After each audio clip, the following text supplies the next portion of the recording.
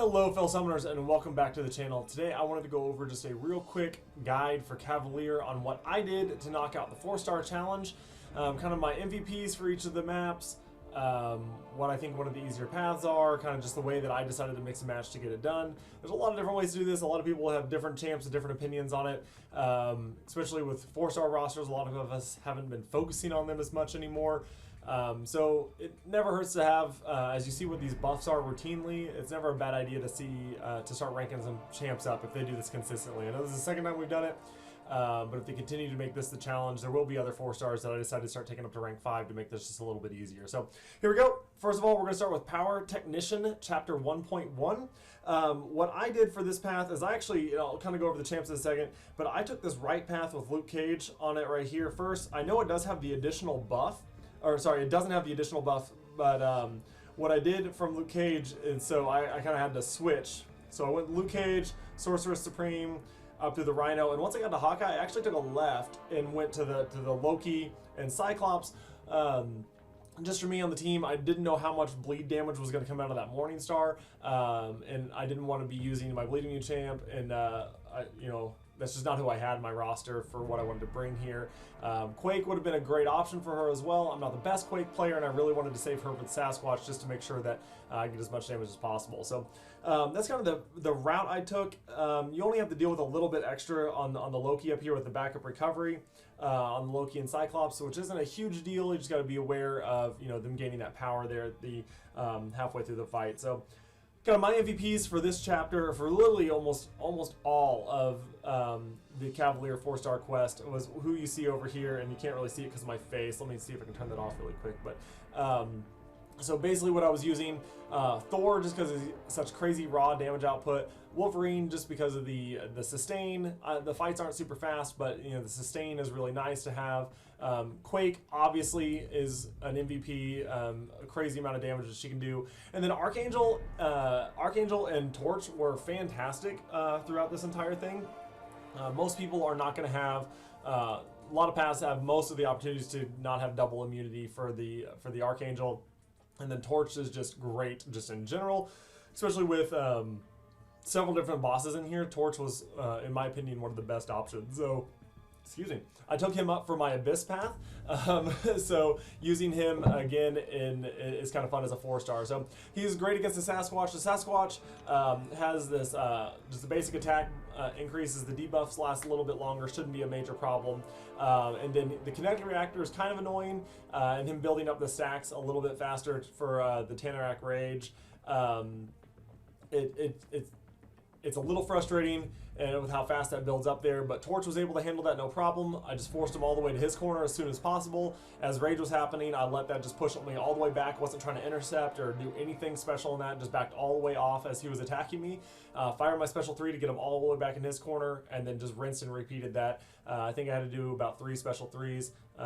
Really to the point where you're doing the Nova Flame passives is very, very effective. So that was the path I took here. There's a ton of different options for this though, because of it being the Power Technician. If you're using anybody with a armor up on them, here I'll get back on this Logan so we can see it here. But as long as you have an armor up on you and you parry and do a well-timed block, you're going to burn their power and gain a passive fury. So anybody that has just the armor that's in their kit relatively easily, like Guillotine 99, Warlock, Hulkbuster, fantastic champs. Obviously Ghost is just fantastic in general, and all of this as a 4-star with the damage output she has. I just don't have mine at rank 5 and didn't want to spend the resources yet to take her up. Having been a little sparing on my ISO because I have almost none right now. So, all right, so that's my opinion on chapter 1.1. Let's jump over to chapter 1.2. All right, so chapter 1.2, this one's the Mystic Consumption path, which is usually really awesome for your Mystic champs. I found that in general, and I'll kind of hide my face again just so you can see who I brought. This is the team I brought, very similar to last time, except I switched in Scarlet Witch and Dr. Voodoo. For me, Dr. Voodoo and Scarlet Witch are super strong just because of the way that they're going to be negating, they're going to be able to nullify and do all that stuff to give you the charges that you're getting here in Mystic Consumption, where anytime you get a permanent passive prowess attack each time you nullify a buff. So again, Scarlet Witch, every time she crits, basically is getting that nullify. you know, Doctor Doom, Voodoo, Symbiote Supreme, Hood, Clairvoyant, Doctor Strange. There's just a ton of Mystic champs that are just absolutely fantastic for this, and you just get that crazy prowess damage. Clairvoyant is definitely my favorite, but I just don't have her as a ranked up 4-star. She's my favorite for this patch just because of the constant healing she gets too. So what I personally did and the path I took is, if you noticed, so the Red Hulk has a lot of health up here. He's just a beefy champ in general. Bane is also annoying when you're dealing with someone with this much health because it can kick it right back to you instantly. And once it's on you, you die so fast because of the percent health, or the amount of health he has. So my suggestion is, usually each one of these bosses is going to be noted by one person on the map. So as you can see here, it's down through this rocket. So I decided to take that path. That was literally the decision. Also, it's relatively easy fights on this path. You have Rocket, Captain Marvel, and then you have the Falcon. Nick Fury's kind of annoying. He can be kind of a pain in the butt, especially with the amount of damage he can output. And in the stun immune phase, I used Archangel here, and I actually was able to get a pretty successful Archangel neurotoxin to stop his healing. Basically, I don't have a video of it, but you just basically save that special 3, and the second he triggers his LMD, you pop your special 3 and get that neurotoxin reapplied, and so he doesn't heal the rest of the way up. So I think I stopped his heal up, I think it was like at 25 or 30%, so I just didn't have to wait for it to go all the way down. One of these nodes is definitely not important. Rage, with 4 stars, it's highly unlikely you get to that cap, except on using your specials, but if you do, you're going to be nullifying things anyways. So the reason Dr. Voodoo and Scarlet Witch were great is every time, and this path is good too. Personal space is awesome, but as you go up this path, I believe it's the explosive personality, because you just hit another lock a couple times, give them those armor up charges, and then nullify them by hitting them with crits or staggers or whatever you're doing to get rid of it. So with whatever champion. So you can get up to 20 prowess buffs really fast. If you're using Black Widow Clairvoyant, you can literally just pop a special 2 and just hit into their block, and every single one of them is going to be negated, and you're getting prowess charge every single time. And so that's one really easy way to do it. Doctor Strange, obviously just hitting another block, and you're going to be nullifying most of them, not all of them. So be careful not to push them to 5, because one tick of that and you'll probably die with a 4-star health pool. The Hulkbuster can be a little frustrating. He's got the turtling to get the armor up, and the return policy can be frustrating because they're gaining the bar of power. I use Thor for this one, just because the sheer amount of damage output that Thor can do again.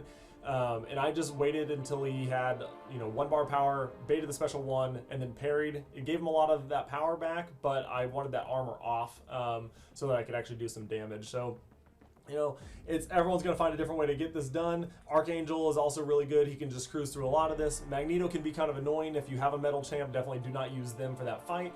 But again, most mystics that you're going to be using are not having to worry about Magneto, except for like Doom and just a couple other ones that most people aren't using in this path. This boss can be really tough. He's got Mixmaster, so you're definitely going to make sure to play careful. A lot of parry, medium, light, mediums. If you end with a medium, don't try to intercept with a medium because he will evade. So if you want to do a light intercept after that, so just be careful and aware. It's a lot tougher with the Bane timing. So using someone like in my opinion, like a Dr. Voodoo is great initially, since you already have them in, you already have them in this quest if you're using them, because the specials are longer. So anybody that has like a longer special attack, firing that off, like even though he's poison immune, using Archangel was nice too. I used him a little bit on this fight just because of the long time of a special 1 and special 2. It's just a lot of hits, or it's a long gap between the hits, to really make sure the Bane can get back transferred on him if you're a little bit off on your timing. There's a ton of champs, like I said, that are really good for this. And then if you do want to bring someone that's boss-specific fighting, the Nick Fury's great, just because you're not going to have to worry about the evade, because you can get all your tactical charges built up pretty quick, and then just go from there. Just going to be doing a ton of damage that way. So that was kind of the thought process that I used there, and bringing a single or a couple boss counters and then a couple lane clears is probably a really good idea. Having Heimdall on your team anywhere is always good, just to prevent you from that death. But all in all, it's this path wasn't too bad. So let's jump over to 2.1. All right, chapter 2.1. This one has diss track. Diss track is a super annoying, in my opinion, it's just a really annoying path, just in general, really annoying node. But the defender takes 100% less damage if they don't have at least 3 debuffs on them, and they can be the same type, which is really nice. Scientific Exploit is the one that's here. Science attackers have a 20% chance per weakness, exhaustion, or fatigue debuff on the opponent to inflict a vulnerability debuff as well. So that's really nice to help get up in your stacks. The vulnerability does last for a while, and you're kind of doing more damage as well, and you're getting passive fury and increasing attack rating by 15% each time a debuff expires. So it's really hard not to get that to 20 stacks with your science attackers in this one of that fury. So that's that's one of the benefits, is you're gonna have that.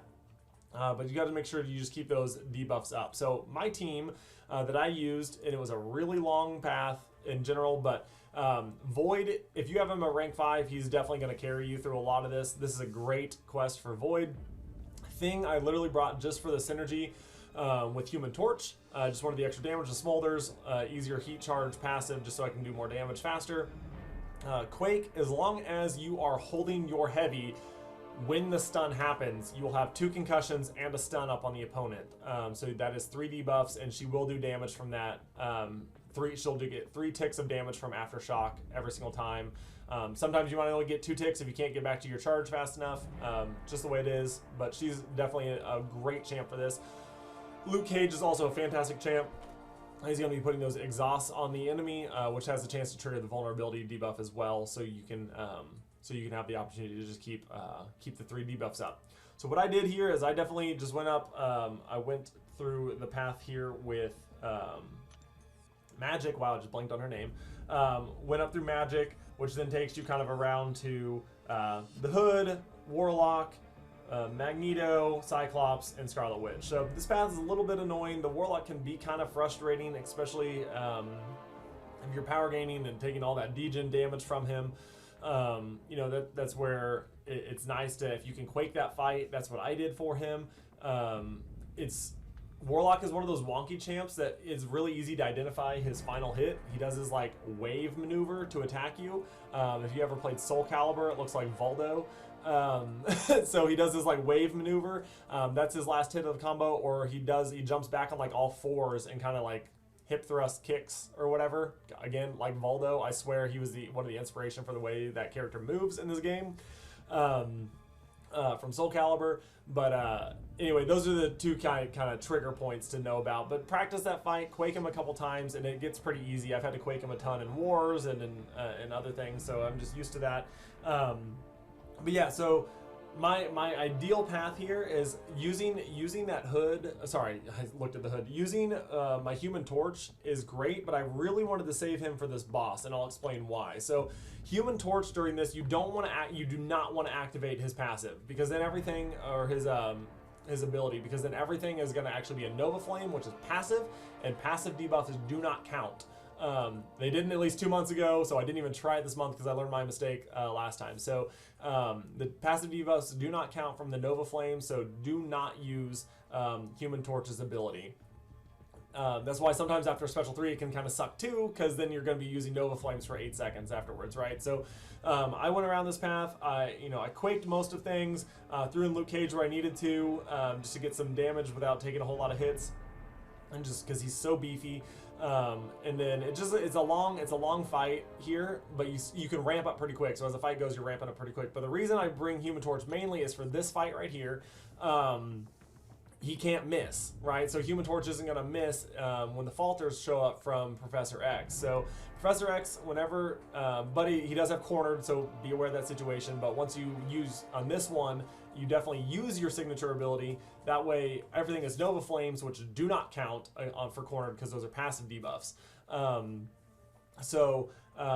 What I did here is I used Flame On for this fight, so I kept my charge as high as I could, stayed with my heat as high as I could the entire time so that I'm never missing an attack.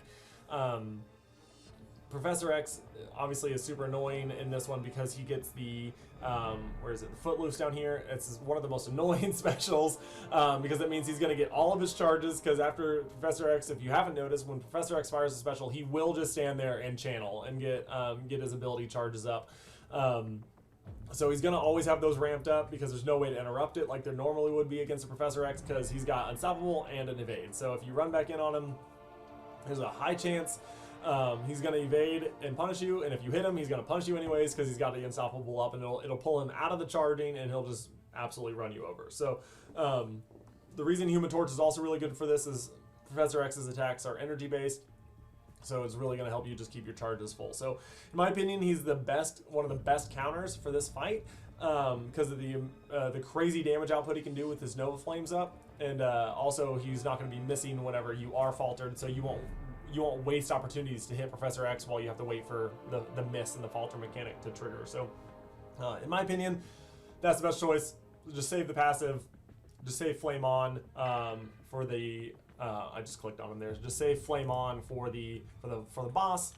You don't need it for everything else because you need the debuffs active, right? You need the debuffs active if you're using Human Torch. So, but yeah, Quake and Human Torch were definitely the huge MVPs here. Void's rank 5, mine's only rank 3, so I just used them for some extra additional damage. Void is fantastic for this chapter as well, just because of the he will almost always have 3 debuffs on the enemy, right? So it's easy to keep them up. So, all right, let's move on to 2.2. All right, here we are in 2.2. This one has Seen Red, which is actually a really cool for me. I think it's a really cool one, really helping stack up your mutant attackers. So there's a lot of really fun champs. In my opinion, there's one counter that is the best counter for this node, and you'll see her right behind my head. That is Rogue. Rogue absolutely destroys this chapter. Because as she's gaining those prowess buffs off of these bleeds, which already don't do damage, like they do minimum damage or lower damage, right? If you're mutant, you have a 90%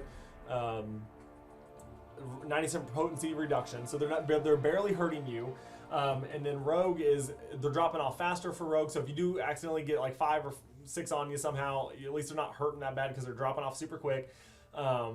But then, obviously, with her special one, she's transferring all those to prowess buffs and then doing a massive amount of damage with the prowess off her special one, and then you're healing everything back up. So she's a perfect combo of you will always have full health, and you're going to have almost max prowess buffs and do massive amount of damage. So Rogue is by far, in my opinion, the best champ for this entire chapter, especially if you're using 4 stars. That's just my opinion. Obviously, Omega Red is insane too, right? Because Bleed's already barely hurt him, and it's going to keep you in that phase, in the Death Aura. But at the same time, every time you pop a special, it's going to fall back off, right? But it's going to still be converting into specials. He's got the healing on his SP1 as well, and so your damage there is just going to continue to go up as well. So I think Omega Red is fantastic. Also, just in general, I think Archangel is really good as well. For this chapter, just because he's getting bleed damage on him, he can still fire that off, get his prowess up, and then his specials can start doing some really, really nice damage. And it's always nice to have a fallback special 3, which is the guaranteed stun, neurotoxin, just to get you out of a tight spot. So for me, what I did on this path is I went the Hitmonkey route. I think Hitmonkey overall is an easier fight in general, especially if you're having to, like, if you have to guarantee parry and you're playing a parry game. Hitmonkey's going to be a lot easier than Agent Venom, just because Agent Venom's going to tenacity out of most of them. So then up through this, Joe Fixit. He's not a huge deal. He likes to fire in those special ones, but special ones don't do any damage. Even the 6-star to a 4-star special ones just do not hurt. And again, if you're using Rogue, you're healing that all back up. But I think I didn't even use my Rogue on this fight because you're not getting prowess buffs.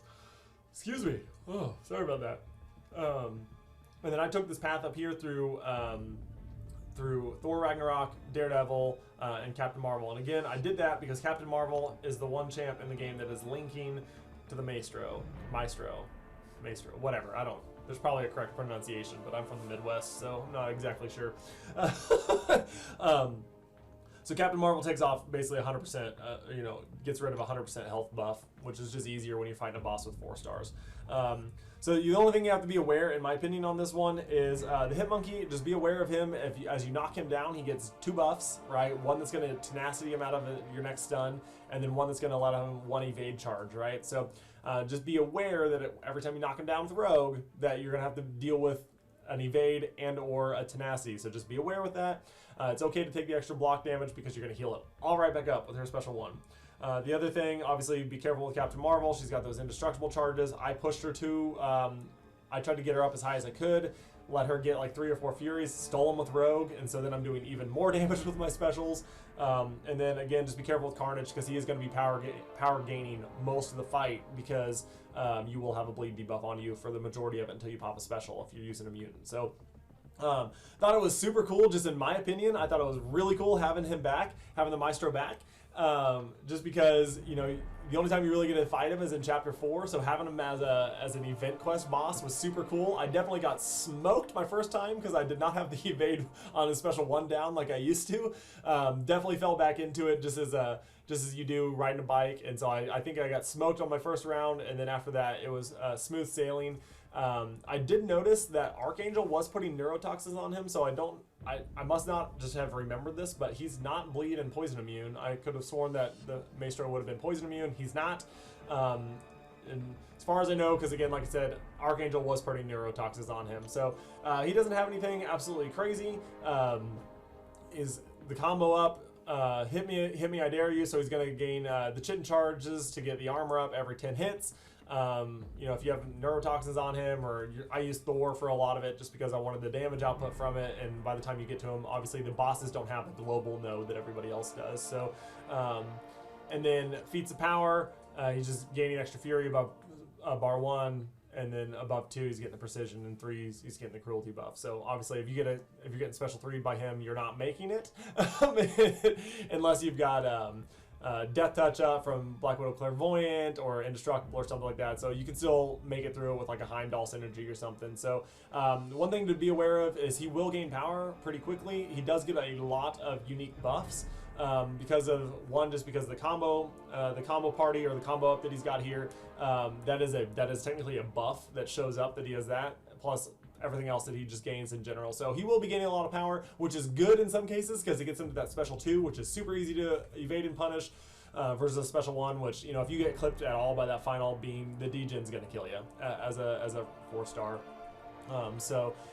Anyway, this is chapter 2.2. This one was a lot of fun. Again, that's the easiest path, I think, and you're also taking all that health off Maestro for the actual boss fight. Rogue MVP by far. All right, let's jump over to 3.1. All right, here we are in 3.1. This is the skill chapter, which sucks for me because I don't have a single skill champion that that applies the damage over time debuff at rank 5. I don't have a single one. I guess technically Crossbones does with his SP2 with the Incinerate, but I'm not bringing Crossbones just to fire a special 2 to get a little bit more damage. So anyway, for me, what I did is I went straight up the middle at the start. One, because I didn't want to fight a Void, an Electro, or a Killmonger with my 4 stars, so that was the deciding factor there. Didn't bother me that she also had Optimus, just a little bit of extra armor and fury whenever they're low, so that wasn't too big of a deal. It's Captain Marvel, easy fight. I went over this Namor. The Namor can be kind of annoying. He's got the energy resistance, so you're definitely going to want to be doing physical damage here. The power axis didn't really, I don't know if it didn't work right, but it seemed like he was gaining power normally to me. But then he does gain extra charges every time. Every time you gain a bar of power, he's gaining his charges a little bit faster. So he'll start gaining a lot of outrage really fast after you've gained several bars of power. So just be aware of that. Don't accidentally push him to a special 3, but most of the time with Namor, even if you are pushing him to special 3 after he's fired off Imperious Rex form, it'll drop just below special 3 bar by the time he's ready to fire it. So usually he'll just be dealing with a lot of special 2s and special 1s that he'll be firing during that sequence. So from Namor, what I did is I went up to the Hyperion, kind of one of those hope and a prayer type things that he didn't get, that he would just fire his specials for me. And the reason I did that again is because the Gwenpool is the one that's here that's giving the Incredible Hulk that extra 100% health bonus. So I wanted to fight every boss with as little health as I could, because the fights are already long enough. So I went up to the Hyperion. I brought Scarlet Witch for that fight. Used her there just to try to nullify any of the power gains, and then I also used Scarlet Witch for the next fight against Hela there, and then against Gwenpool, I just used my Archangel. Gwenpool, she wasn't too crazy. You're gonna have to deal with the evades, which is again why I brought Archangel for the neurotoxins. Also, if you want to quake her, no big deal. Gwenpool can just be. I keep saying Gwenpool. Sorry, Spider Gwen. I apologize. So Spider Gwen with her evades can be a little bit risky. But yeah, that's the path I took. Just again to get the Immortal Hulk over here a little bit less health. So this Hulk is really easy. Like his animations are pretty. He's fun. He's a cool champion.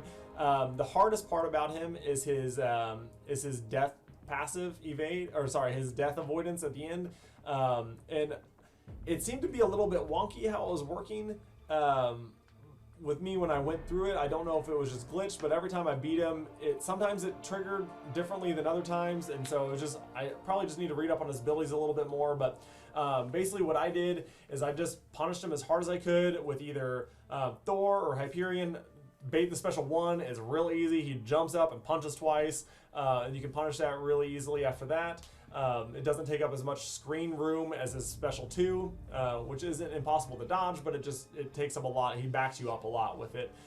If I'm remembering correctly, I just really only let him fire his special 1 and then 1 special 3 to see what it looked like. That's usually how I do these fights.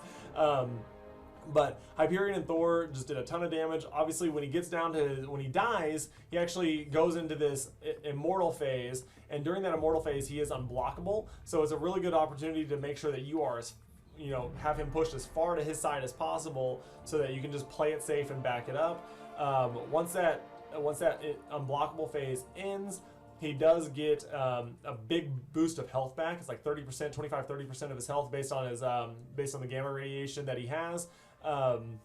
And so then that goes on to cooldown, and it goes on to cooldown, I think it's like 20 seconds, but it only ever triggered on me one time during a fight, and it definitely took longer than 20 seconds to kill him again. So I never had to do it a second time. He never got the immortality back up. So I just don't know how it was working. It was a little bit wonky there, and I apologize if I'm not being clear. I just don't think it was working correctly whenever I did it, because I know it definitely took more than 20 seconds. But basically what I did is the second he came off that unblockable phase, I popped Thor's special 3, got a stun on it, and just went in as hard as I could to damage him back down. I think his little passive phase ended, and then I fired off a special 1 or special 2 and took him out. So and it let him die. So not entirely sure, and I'm sorry I'm not a little bit clear there. I didn't fully understand how that mechanic worked here, especially with the nodes, and so I just I just was kind of, like I said, hoping and praying that it worked out. But he's really easy to dodge the special 1s, and like I said, the second time you kill him, he's gonna have less gamma radiation. So even if he does get immortality, he's not going to heal up as much as he did the first time. Just rinse and repeat. So he's a really easy overall boss fight in comparison with the other ones that are in here. So that's the team I use. If you have a Nick Fury, that's great. The Nick Fury bleeds are fantastic against him. Is anybody that's going to just spit out a ton of damage. Again, Human Torch is great. Just anybody that's going to just hit him hard, and especially after that first death phase is over. So all right, let's jump into 3.2 and wrap this thing up. Alrighty guys, here we are on 3.2. Cosmic Grit. This path is a lot of fun. It can be challenging, but it's a lot of fun. First off, before I say anything, do your best to not go to the right side with your 4 stars. I'm going to show you the easiest path on the left, but on the right side, you're going to have to deal with this Nova and the Thing. Both of them are super annoying. Nova can be countered with like your Magneto or your Venom and other things like that. I didn't learn that immediately. I forgot that he was metal, so I didn't learn that right off the bat. So that was kind of a challenge. I definitely had to spend at least 1 revive on him, probably twice the first time because of the crazy power gain he gets. Anyway, so on the left side, definitely the path you're going to want to take is this one with Ultron, Superior Iron Man, and Gamora. The Ultron is the one that's linking the boss. I think it's Ultron. It might be, oh, it's the Superior Iron Man, sorry. It's close. Doesn't matter, same path. Is linking the Abomination, Immortal Abomination, and so getting rid of that 100% health on him is going to be super helpful. And most of the Cosmic Champions are going to be really good against Ultron anyway. So my opinion is some of the best Cosmic Champs for this one, and I'm going to take my face off, are these 5 over here. Hyperion is just the man in this quest. Like, being able to stack up those Furies and get into the passive, the aptitude buffs, so that all the potency of your next Fury and everything is so much stronger. You can start doing some absolutely insane damage with a 4-star to cruise through this one. So, but also the Medusas are great too, especially if you bring the Black Bolt. So you get all 6. You get 6 Furies. So that way on Fury 4, 5, and 6, you're triggering the aptitude buffs, and then obviously those are going to fall off, and then you're going to get them back on the next time. And your Furies are going to be even stronger every single time it cycles. And obviously she turns off robots, so you're not going to have to worry about the evade after you fire that special one with the armor shatter. So Medusa's fantastic. Venom, you got to make sure he gets a little bit ramped up to get that 3rd buff. A lot of times you can even start with it if you have a high enough signature level. There's a good chance you start with it. And then Captain Marvel, the movie version, is fantastic as well. You just have to get her ramped. So you got to get to that. I recommend getting all the way to 25. And then if you do bring Captain Marvel and you're using her as your primary attack, bring Nick Fury so it takes less time to ramp up the next time, because you're going to be able to save those buffs longer. So, and Nick Fury is a lot of fun to use anyways. You can kill him off right off the bat if you want to get the extra bonus from all the hero champs that you're going to be using in this one if you're using like Medusa and Hyperion. So, again, that's the path. What I did on this one is I had Hyperion as my main damage dealer, and then I actually I brought the Medusa, and then I wanted several poison immune champions. I brought Quake for the Mephisto. Gladiator Hulk is also a good option. Human Torch is a good option, even though he's kind of the incinerates work kind of wonky, but just anything to negate all the incinerate damage that you're going to be getting from him. So in my opinion, Quake would be the best option if you have her and you're good with her. Human Torch is also good for the Mephisto. He does not have the Cosmic Grit, or he doesn't have the buffed up nose, so you don't have to worry about having 3 buffs the whole time.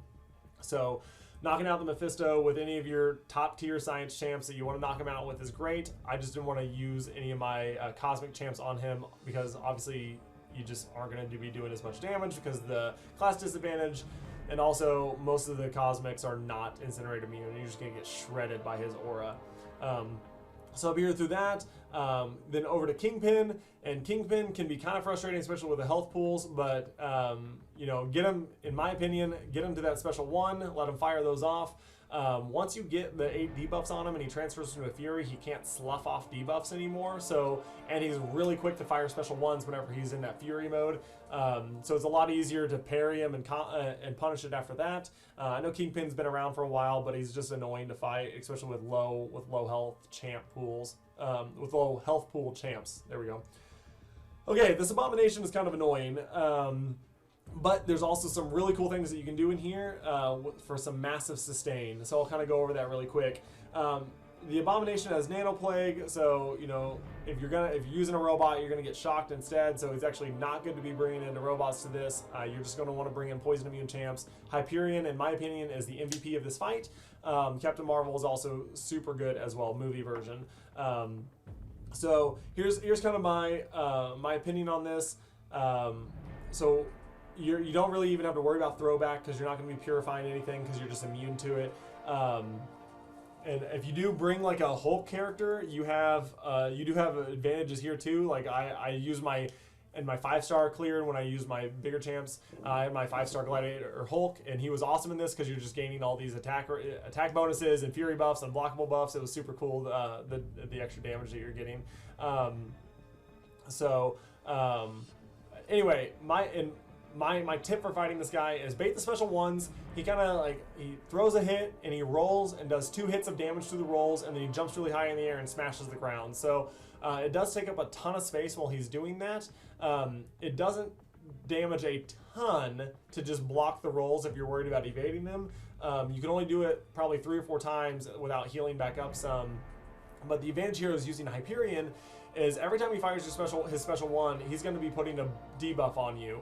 And that debuff is just nice for willpower, because it's going to be healing you through the entire time. You're basically going to always have the debuff on you. I think it's like a disorient.